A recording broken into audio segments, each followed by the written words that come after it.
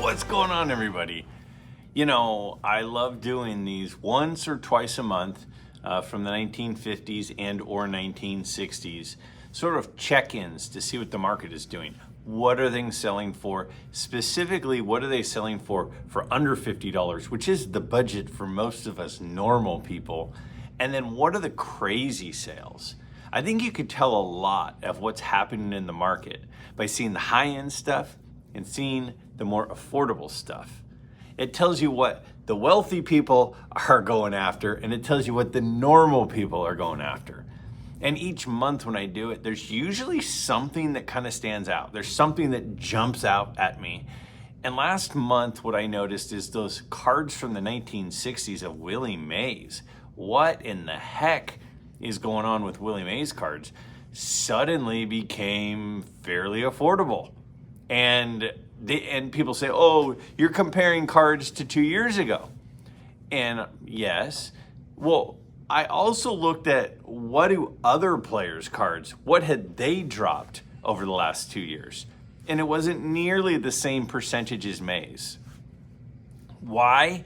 No idea. I mean, certainly a lot of people throw out ideas. A lot of people had opinions on that idea, or on that video, which is great. But in fairness, we don't know what's happening. We don't know why that happened. Was that a short blip on the radar? Possibly, probably. But what the overwhelming response was, sounds like it's time to buy some Willie Mays stuff. And that is what I think a lot of us believe, is that when we see a dip in the market for a player like a Willie Mays, yeah, that's the time to kind of act if you're looking to add some Willie Mays cards. And again, every month when I go through these, because I go through hundreds of sales, eBay sales, these are all off of eBay. And this particular month, we're looking at sales from September. I'm not making any of these sales numbers up. I'm just going through sales, like hundreds of sales. And then I see one, I go, man, that really surprises me. Does that mean that that particular card is selling for less than it usually does? Not necessarily. It might just be a card where I go, is that all that card goes for that player and that year and that awesome image? Huh. And I add it to the list. And I always am looking not just at baseball. You'll see some basketball cards today. You'll see some football cards today. You'll see some rookie cards today. And the thing that jumped out at me was there were a handful of players that were integral parts of teams that were World Series teams, World Series contenders, really good teams, dynasty teams, and their cards continue to sell for just a little bit above the cost of grading. That's interesting. Another thing I hear a lot of people talk about is, I always see more SGC than PSA, Greg. And I do think that that's true. And one of the reasons, and again, we're just guessing here, but why would more PSA be showing, or SGC than PSA? Well, for years and years and years, PSA has been by far the kind of leader, unless you're talking pre-war. And pre-war, SGC's always been a pretty significant player. But I think as more people have been adopting SGC and they've really started to gain some market share, I think what a lot of those people are doing is the cards that have been remaining raw, you could either wait 4 months, 3 months, 5 months to PSA and pay almost twice as much, or you could send them into SGC. And so I think a lot of people are sending those into SGC. So I think that a lot of the cards that have been getting graded recently for vintage 50s and 60s, in a lot of cases, is SGC, and they look good. And so more of them have been coming into the market, and some people have been selling off, some people have been consolidating. Anyway, back to the main point. The main point to me is, why are these guys so affordable? Why are these guys the ones that are overlooked? I did a video, I don't know, a year and a half ago, where I called it sort of the Batman and Robin effect. And I went through a bunch of players like an Eddie Matthews, who you'll see today. Why is Eddie Matthews so cheap? Is it because he was the Robin to the Batman who is Hank Aaron? Maybe, probably. You know, there's no doubt that Willie McCovey is probably less appreciated than he should be because he played in the shadow of Willie Mays. And so I do think there's something to that. And I went into detail with that when I did that video. But let's take a look at the sales here. And again, it's 40 sales under $50, this time from the 1950s. And the recurring theme of these certain 4 or 5 players is interesting. And I don't really get it. Will they suddenly be appreciated? Not necessarily. But it does stick out to me, especially this month, because there were a few names that I seem to have seen a lot, and I don't really get it. And then remember, 10 moonshot sales, big time sales of cards from the 1950s that a lot of us can only dream of, but that's a lot of fun too. Take a look in the comments. Let me know, what were your 5 mind-blowing picks? Because remember, I pick 5 cards of the 40 under $50 that just really blew my mind. And a couple of the ones this month were Hall of Fame rookie cards for under $50 of some pretty important guys. Let me know at least your most mind-blowing pick from this particular month. Let's check it out. All right, let's go ahead and take a look at our first one. How about a 1954 Bowman Pee Wee Reese in an SGC4? What a sweet looking card that is. $49.75 for the Hall of Famer in the SGC slab. I love that set. I think it gets a little bit overshadowed by the 53 Bowman. They're both fantastic. How about that first Robin of Batman? We've got the 56 Topps Eddie Matthews in a PSA 4. Sold for $49.55. Again, a PSA 4 in a grade or in a set like that from that age is pretty darn decent. How about a Red Shandy's autographed card from the 53 Bowman set for $49? I mean, think about that. It's not just a cool 53 Bowman autograph, but it's of a Hall of Famer. Now, this one almost got a mind-blown choice. We got the 59 Topps Willie Mays All-Star in a 4.5. And I know people are going to say, oh, it's way off-center. People don't want off-centered cards. But it's Willie Mays in a 4.5. That means it's a pretty darn decent card other than that centering for $48. How about the eye appeal on this beautiful 53 Bowman color Roy Campanella? Roy Campanella is one of the guys you're going to see a lot of today, and I just don't get it. The guy was a fantastic player in the Negro Leagues and in the majors. $47 for the SGC2 53 Bowman.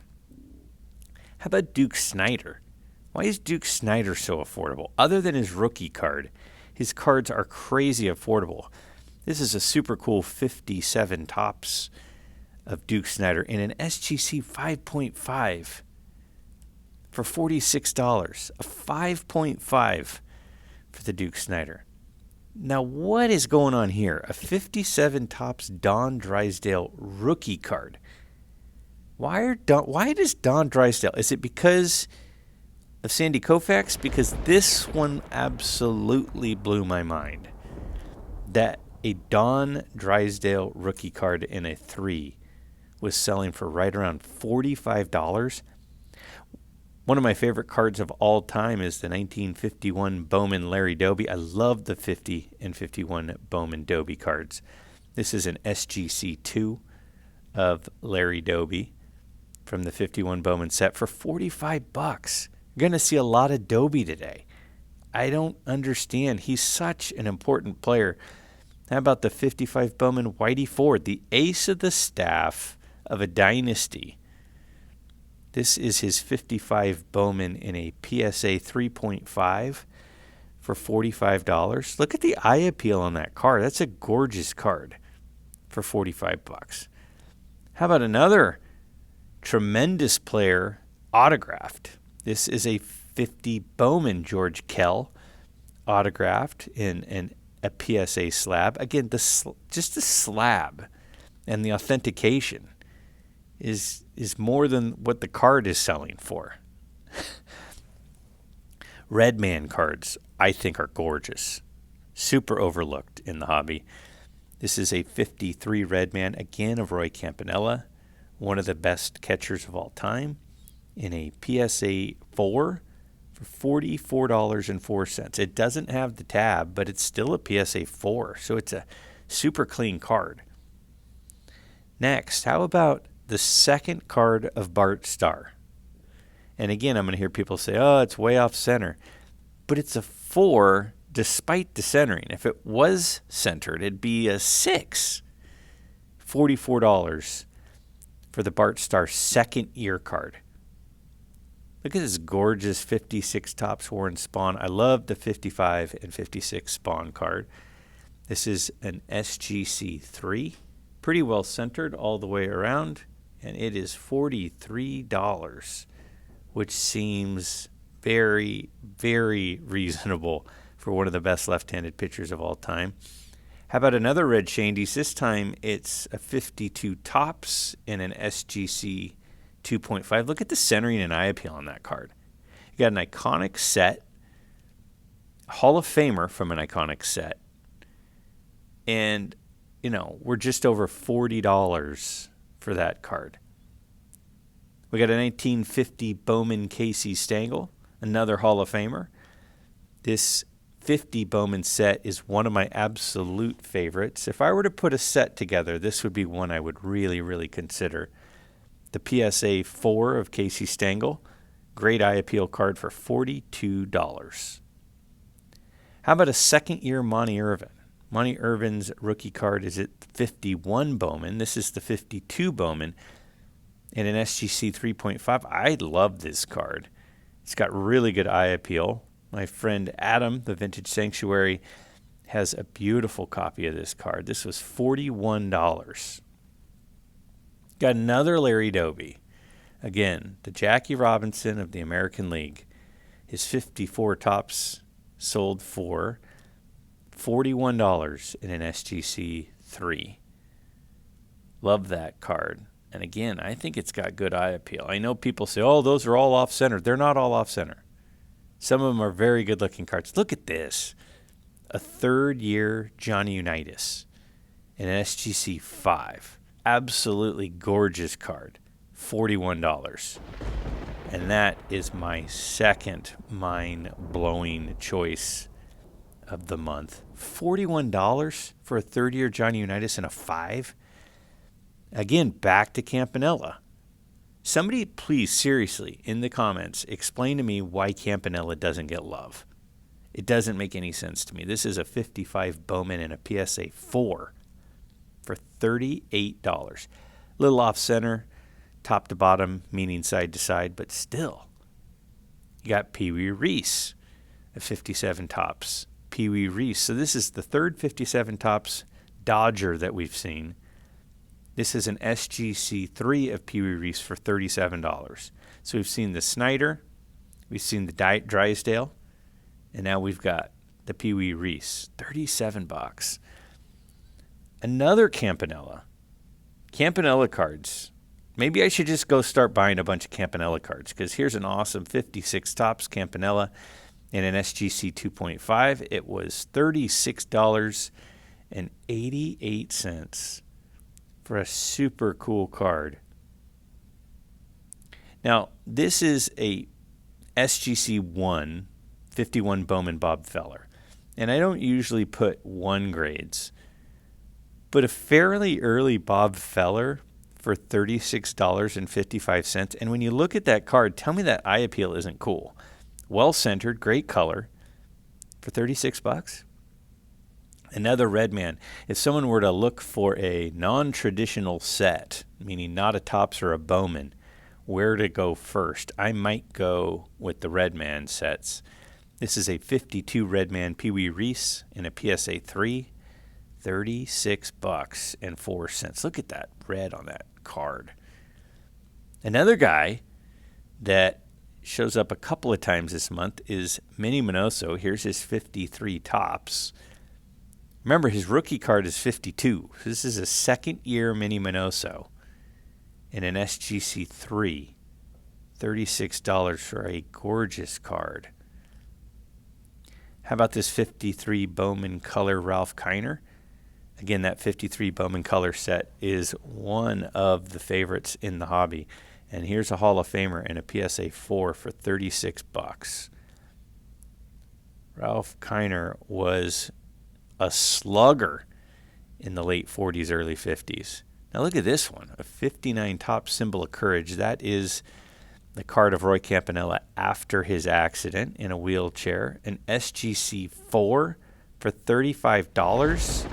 That one blew my mind. My dad put this set together 25 years ago, and that card was at least $35 then. How's it $35 now?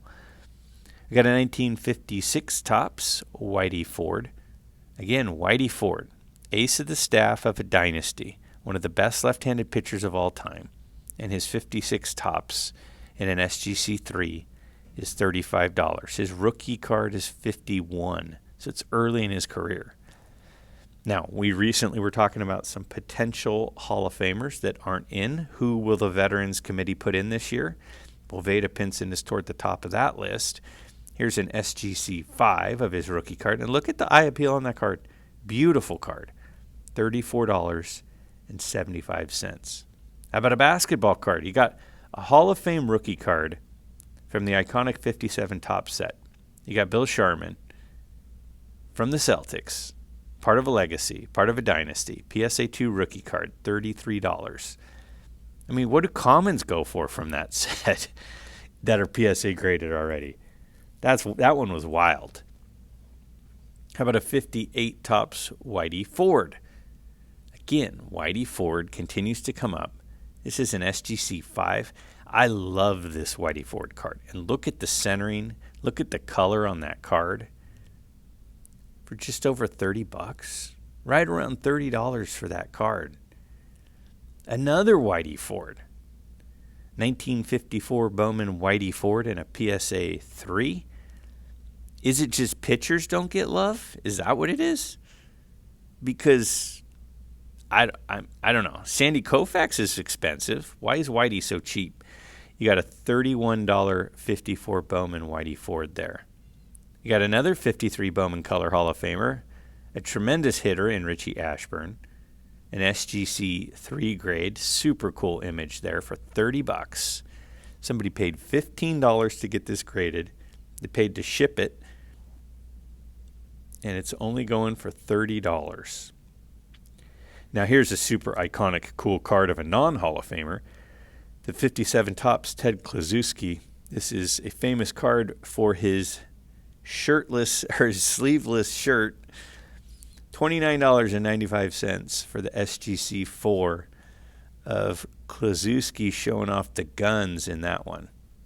How about another card from that 50 Bowman set that I love so much? We got a really good pitcher who was on some really bad teams in Robin Roberts, an SGC 3.5, $27.88. What would his win-loss record have been? Look at the eye appeal on that. What would his win-loss record have been if he was on some really good teams back then? How about a 54 Bowman Larry Doby in an SGC 3? That is such an iconic, beautiful, beautiful card. $27.32 blows my mind. Why is Larry Doby selling for so cheap this month? Speaking of, here's another Larry Doby. This one's a 56 Topps Larry Doby in a 3. I mean, the centering on it is pretty decent. The color on it's fantastic. It's already slabbed $26.89. And again, somebody paid $15 plus shipping to get it in the slab. How about a Hall of Fame rookie card? Another one. This is a 59 Topps Sparky Anderson in an SGC 5.5. And look at the centering on that. That's a beautiful card. 5.5 of his rookie card for $25.03.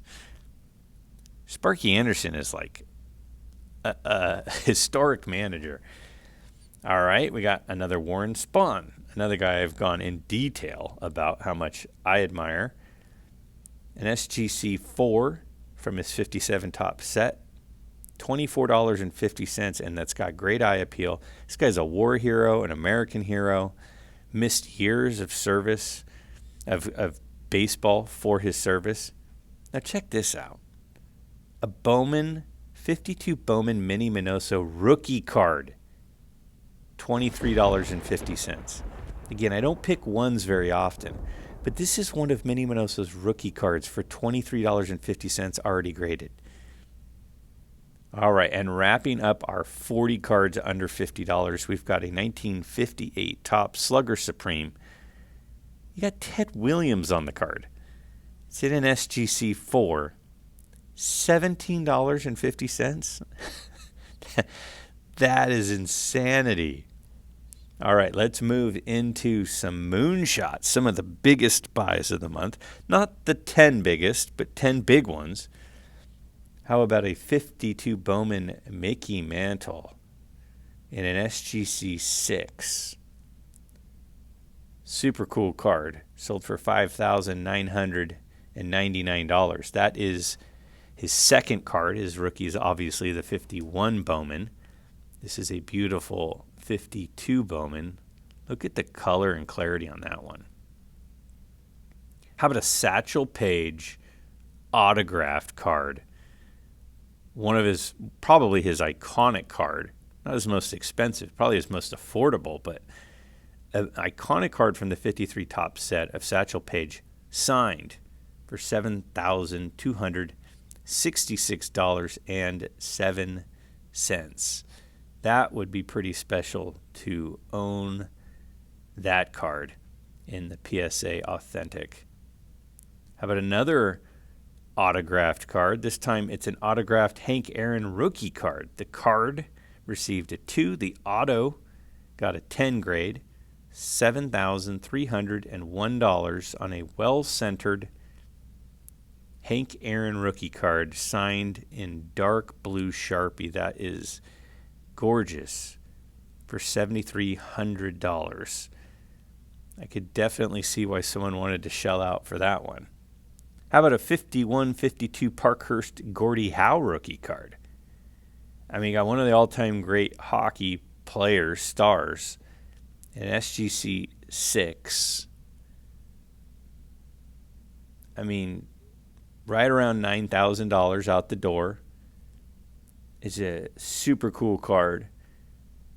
Again, if you are a hockey collector, that's got to be one of your grails, doesn't it?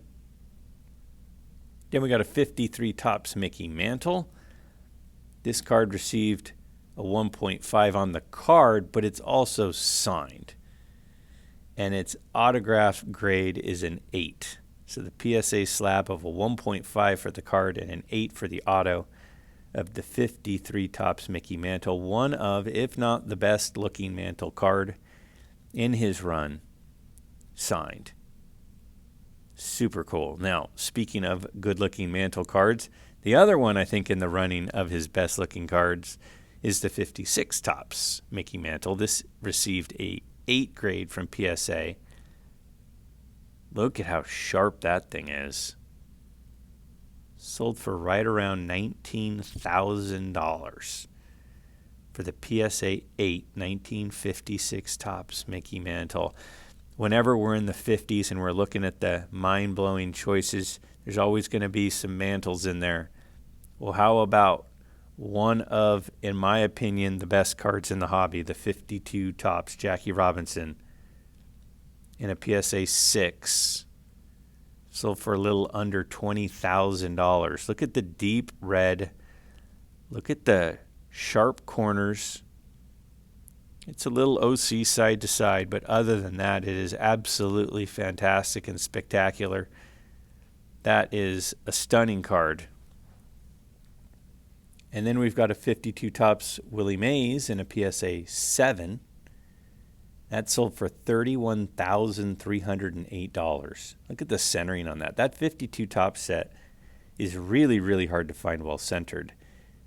And this one is fantastic of Willie Mays in his second year card. His rookie obviously being the 51 Bowman, but his first Topps card here, a card that has been really popular for quite a while. Now we've got a Mickey Mantle rookie card. This is his 51 Bowman in a Beckett 7.5. Well centered. Not perfectly centered, but not bad. $42,700. And look how sharp those corners are on the 51 Bowman Mickey Mantle rookie card. What card collector doesn't want a Mickey Mantle rookie card? And the last one, the 1952 Topps Mickey Mantle in a PSA 4. Look at the color on that and the clarity on that. Sold for we'll call it $103,000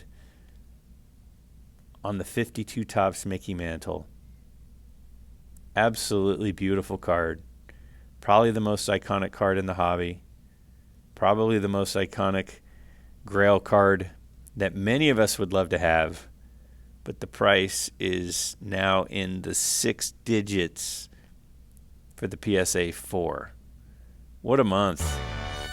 Let me know what you all think about all of these, but is there one card that surprised you the most? And what's up with Dobie and Campanella and Whitey Ford? I don't get it.